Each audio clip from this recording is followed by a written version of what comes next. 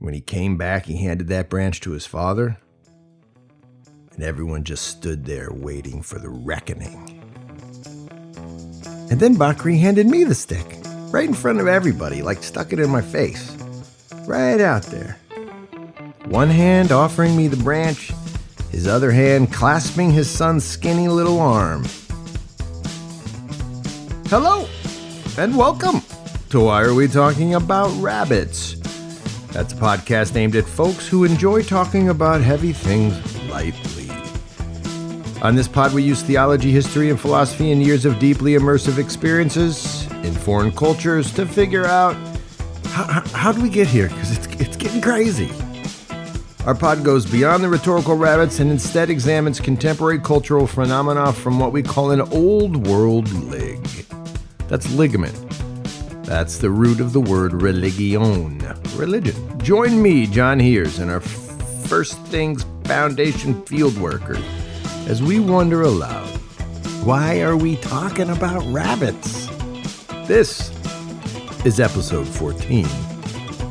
This is Toxic Masculinity.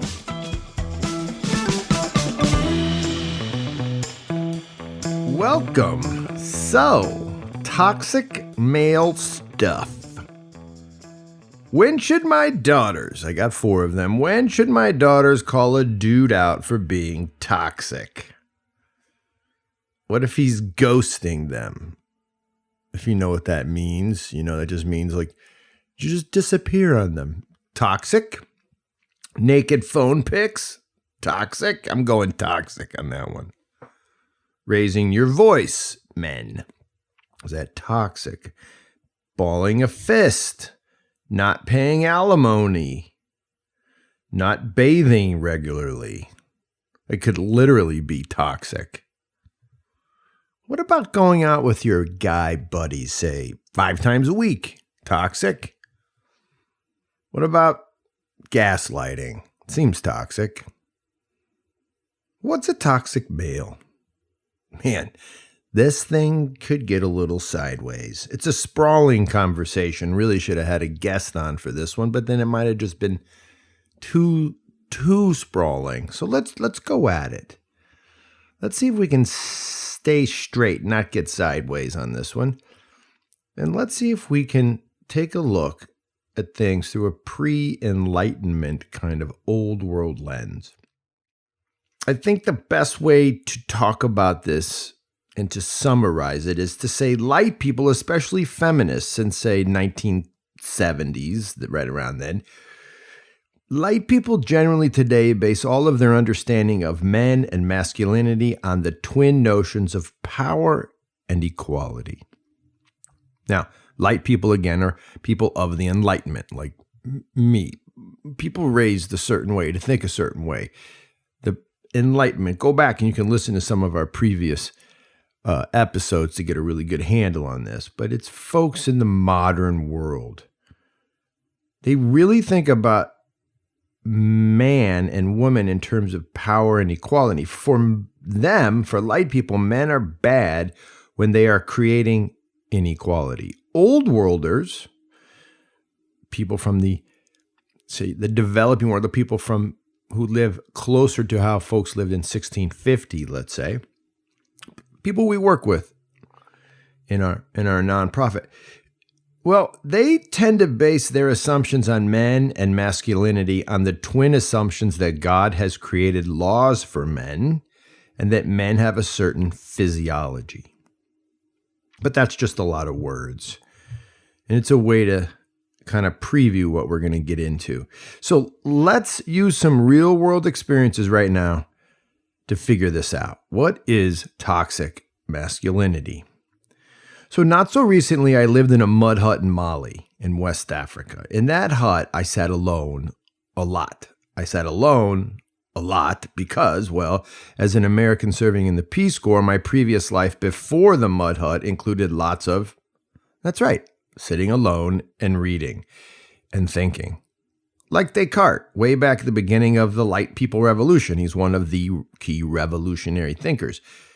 Alone, a lot, thinking, therefore being. And it was weird there in the mud hut, and I knew it was weird because lots of kids would come and stare at me while I read.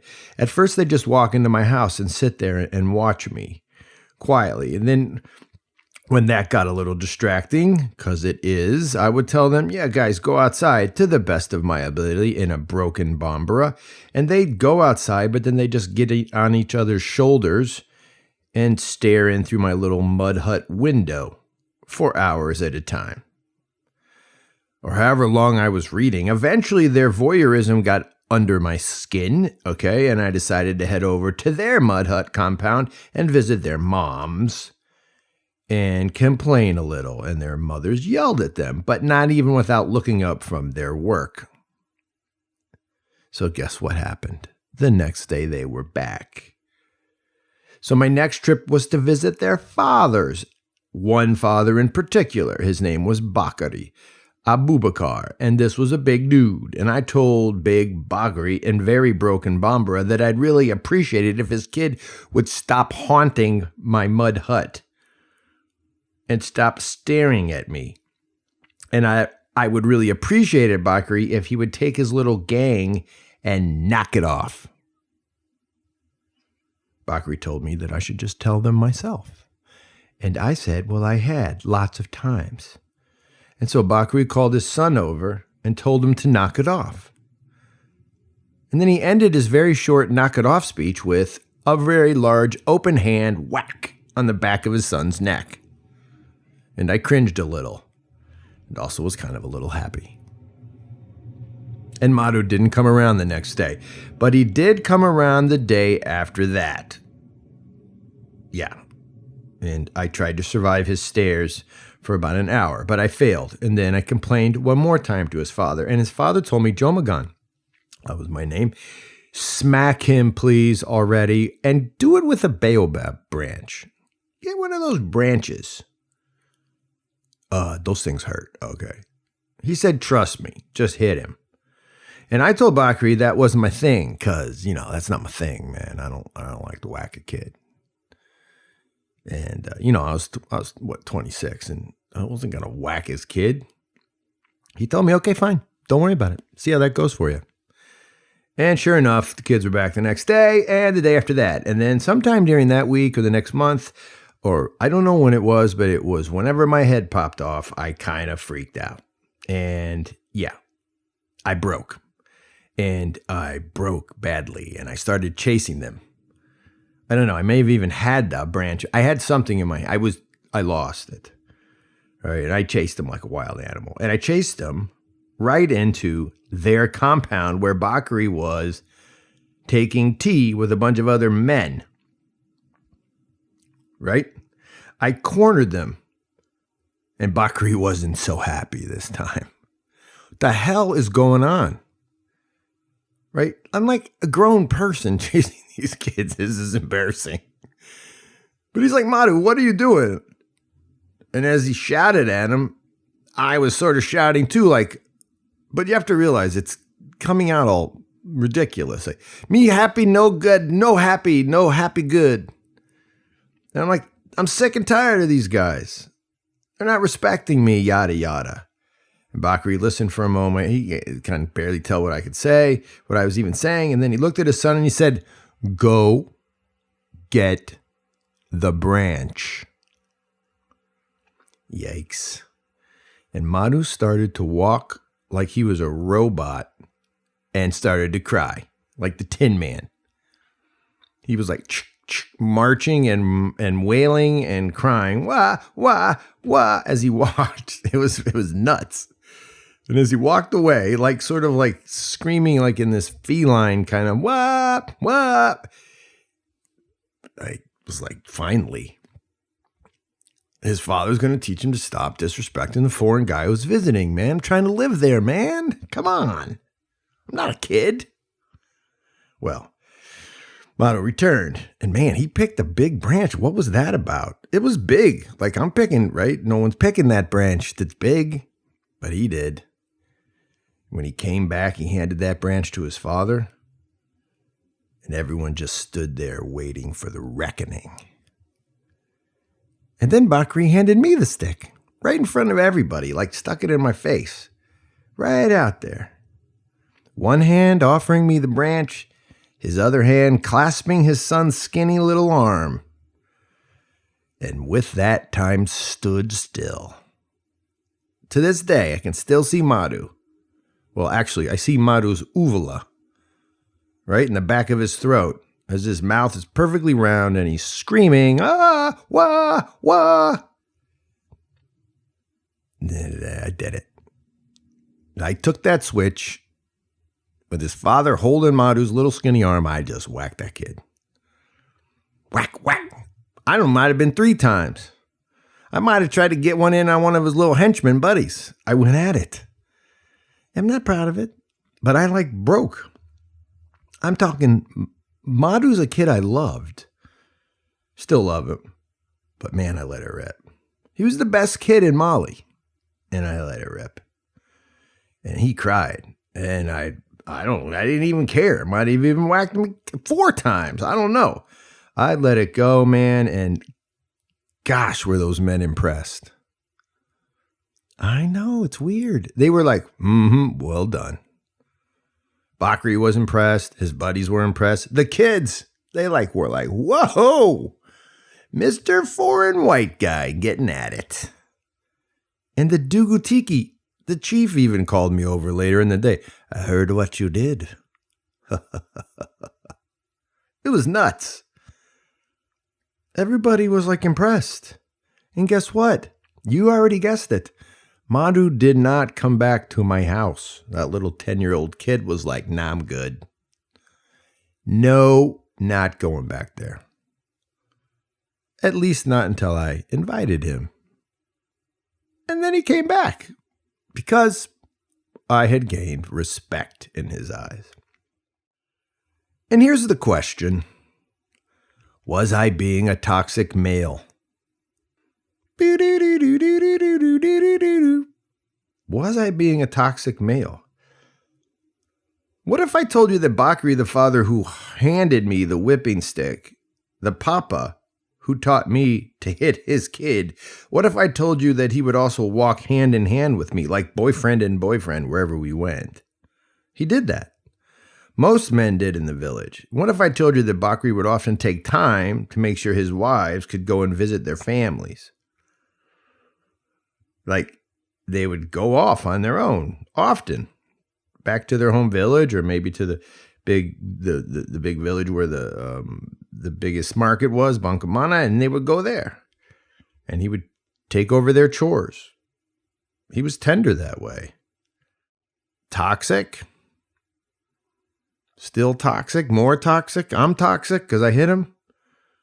I don't really know if this makes me toxic. I swear I don't know, but I did a lot of reading for this pod and for my classes in the past, and I've seen a lot of stuff overseas, so we're going to get at it now. But really try right now. Try to answer it in your own head. Was it toxic the way we acted? Were our actions, mine, Bakri's, were we planting a toxic masculinity into the mind and soul of this 10-year-old boy? Were we preparing him to pass down a type of violence? Man to boy, father to son. We'll get there, but think about that while I tell you another story. This one's from East Africa. This story is interesting because it's actually based on a dissertation written by this Kenyan. I found it very interesting. I wanted to share it with you. You can find it in the pod notes. Right? This dissertation is from a Meru man, M-E-R-U. That's an ethnic group in Kenya, and they live in the plains near Mount Kenya in the Nyambani mountain range. And his name, the writer who you're going to hear from here, is Jacob Kanake. And he tells of his own passage into manhood using the Meru circumcision tradition. Here's what he says, and I quote, "All the boys are escorted into the circumcision field by warriors from our extended families. Everyone is singing and dancing hero songs." Right here, he's describing the big day when he becomes a man. "In our right hands, each of the boys, including me, we carry a thin green ritual shrub with a few leaves and a young bud. The young bud is called a muthanguru. The green bud, that muthanguru, is fragile, and it can break easily, and it requires great care until our evisceration is complete. We boys were meant to undergo the surgery holding the shrub in our hands, never letting it go. If we showed any sign of fear, the fragile shrub's bud would be removed by one of the elders, cut off, removed, with the missing bud then taken out to one of our sisters or perhaps to our mother who was waiting at a distance outside of the ritual circle that we were in. That would doom us. It would mean we had been afraid and we had failed during our circumcision. Afterward, however, if we successfully completed the ordeal, if we made it through without showing fear, our mothers and sisters could jump for joy and run proudly up and down the field, thundering adulations and singing themselves hoarse. Every boy longed to hear their family chant the great song, "Do not fear, he is coming back to us wearing a lion's mane." Unquote. Kanake, the writer, right? He's describing how he has to stay strong during his circumcision, which hurts BT dubs a lot. So Kanake, the writer, after writing his circumcision story this way, he adds another paragraph that's just fascinating.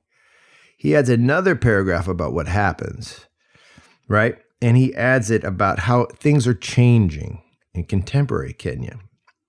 He says, today, quote, in our communities where the culture is deteriorating, these older warriors who join us to teach us, well, sometimes they beat the initiates. They inflict fresh wounds on the young bodies. Besides being inappropriate, the wounds are another possible way of spreading infection. Parents, elders, and provincial leaders today, they detest and condemn this new way of instilling discipline. It's important that we work hard now to eliminate these inappropriate physical beatings. Our Meru families deserve a ritual without the beatings in order to launch their children into a proper manhood. Unquote. He's really rejecting this beating that takes place within the ceremony. It's fascinating.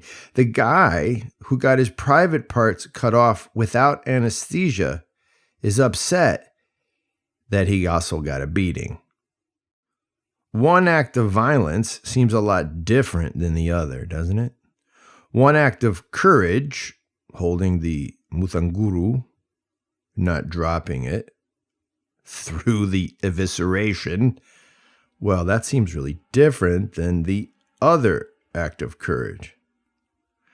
One act seems good, the other seems, let's say it, toxic. And here's a thing to consider. It's a real important consideration. What would soccer moms think of both events?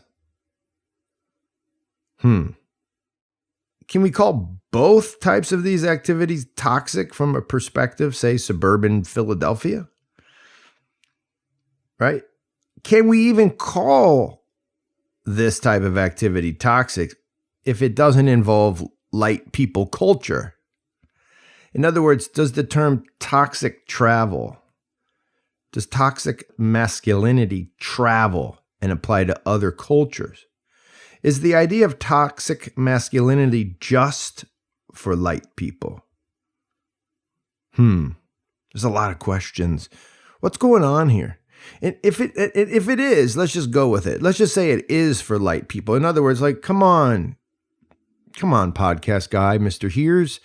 This doesn't really translate. This is really about light people culture. If that's what's going on here, does that mean there's no universal standard for how men should act?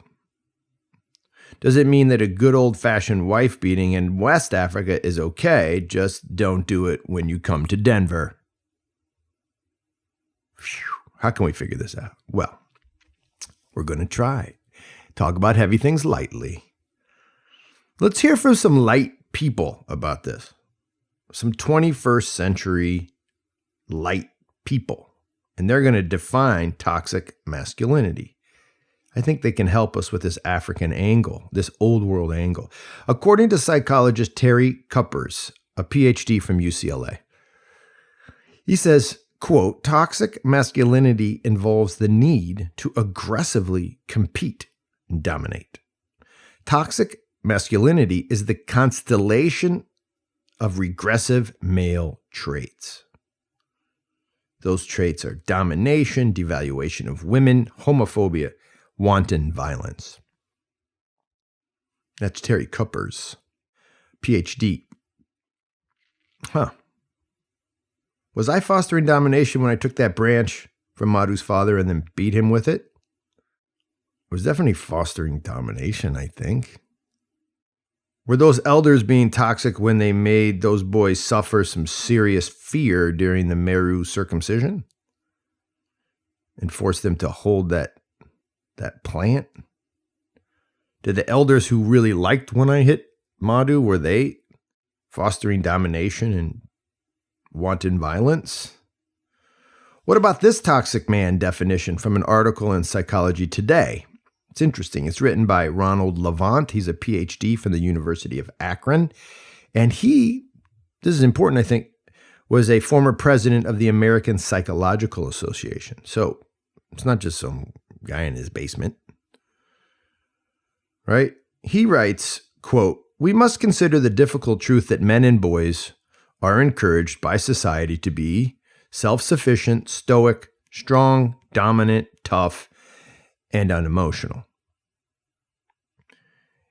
And we must admit the difficult truth that we avoid conducting them in stereotypically feminine activities such as empathy and nurturance, unquote.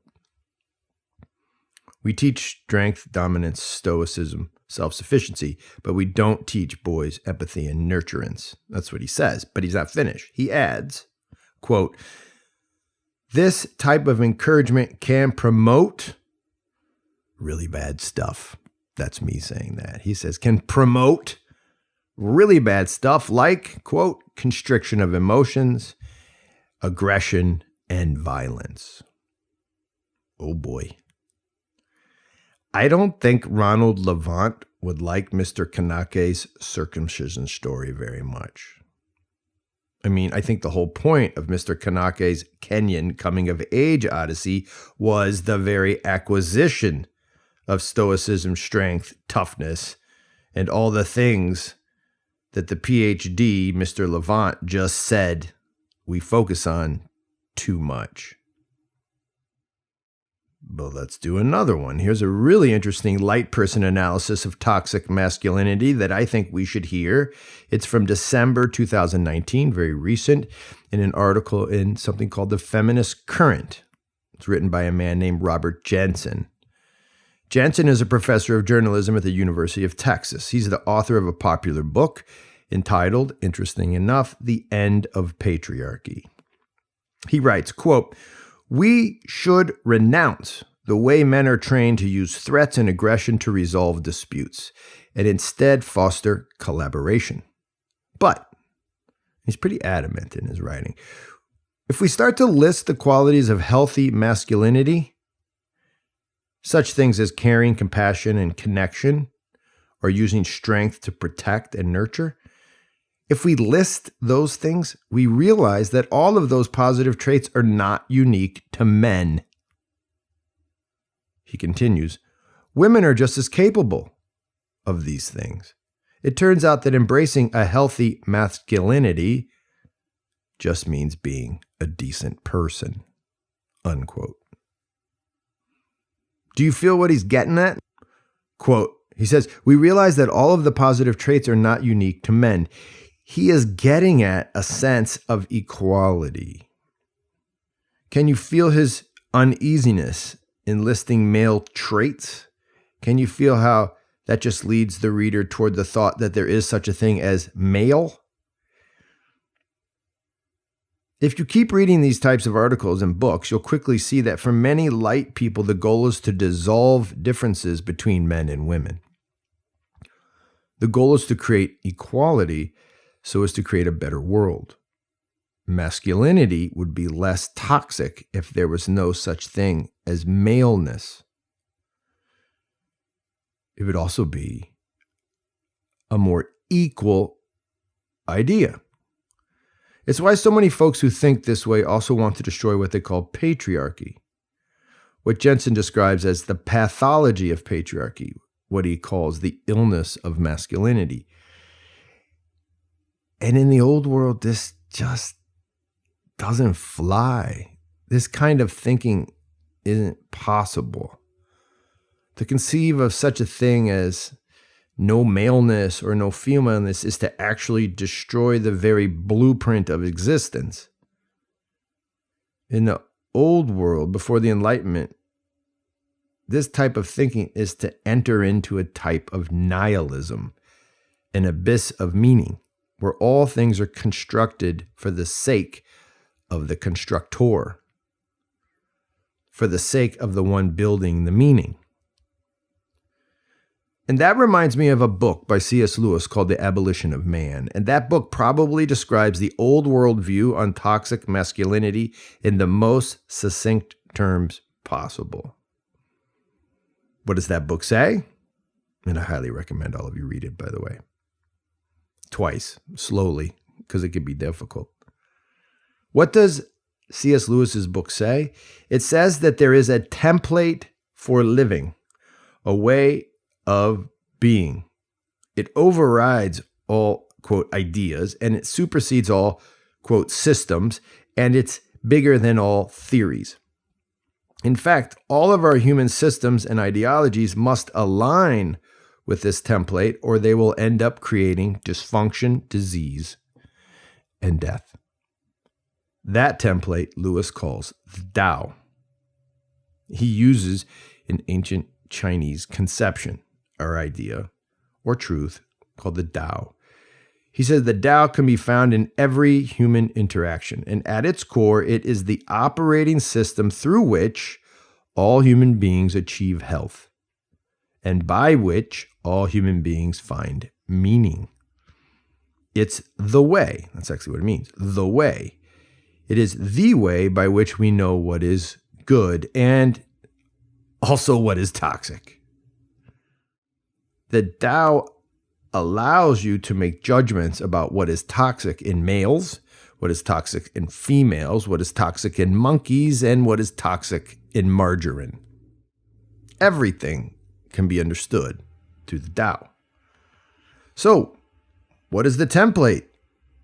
What does it say about toxic masculinity? What does C.S. Lewis say about toxic masculinity? Well, he doesn't directly actually use that term, obviously. He's writing in the 1930s and 40s. But here's what his book basically says a toxic man should not do. Here's what it is. Lewis's book says a man should be beneficent and not kill another man. So killing, toxic. It says that a man should hope for and cherish all new life. Human life, animal life, and plant life. Hate life? Toxic. It says that a man should love and protect their kinfolk. It says that a man should honor his mother and his father like one honors the earth and the sun. It says that a man should honor the marriage of others. It says that a man should not lie and should not deceive. It says that a good man seeks justice for his neighbors. It says that a man should have mercy on those who suffer. It says that a man that sacrifices himself for others becomes a true man. So not doing these things makes a man toxic. Yeah, not going to sacrifice my time for you, buddy. Toxic.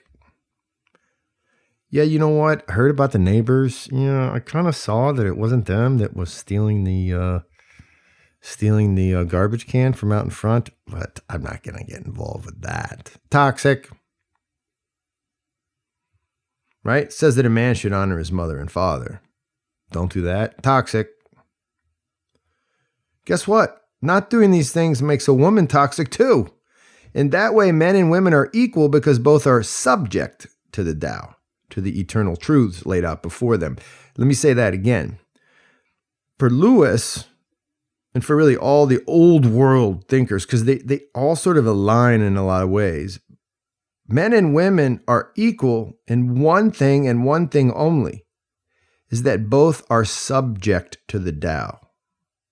Both are subjects. Both are creatures. And both are subject to the Creator. Equality for Lewis, and really for most old world cultures, was not in how one lived according to roles of power or roles of equality. It was in the way both man and woman were subject equally to the law of God. Men and women must become obedient to the laws of God in the Tao. Think of it like a game of Twister. And it just gives away my age. No one has played Twister in the last 20 years. If that game is still being sold, please leave me a note. I just said Twister. If you don't know what Twister is, well, you can Google it.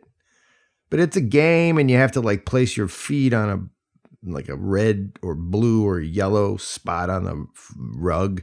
It's Twister, man. Well, think of the Tao as like a game of Twister. It puts the dots on the floor and we have to align ourselves in the right way. And you know what? We have to do it or we become toxic. And guess what? We're toxic because not everybody can do it. I mean, the yellow one's way over there in my foot and I'm a pretzel. We get toxic. We will become sideways. We will get sick. But we will fail to do things as men and as women, independent in terms of one another in the old world idea. In fact, part of C.S. Lewis's point in his book is to demonstrate that men and women are essential parts that make up the whole. Neither is whole when apart. For the old world, there is no man if there is no woman. There is no woman if there is no man. For Lewis and his idea of the Tao, men and women work together as incomplete parts to create a unity in God. They live and work together on this earth in order to become fully human, or in other words, fully in alignment with the Tao. To become healthy, each must complement the other. That's the abolition of man. That's C.S. Lewis. Where does Lewis get all this from? Well, his point in the abolition of man is that these eternal truths are clear both in the human heart and in man's narrative about himself in history.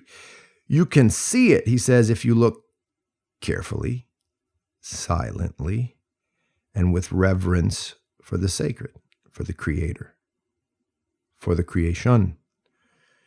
And that, ladies and gentlemen, is a very, very, very, very old world way of finding out what is true. Silence, reverence, quiet. So, toxic masculinity. How should we understand this term as per the old world and this new world we live in? Well, I think the key for me is to realize that 21st century light people, especially feminists in, say, the 1970s, they base all of their understanding of men and masculinity on the twin notions of power and equality. Men who disorient and put women at a different level of equality, those men are toxic. Old worlders, people from before the Enlightenment, base all of their assumptions on men and masculinity on the twin ideas of divine creation and physiology.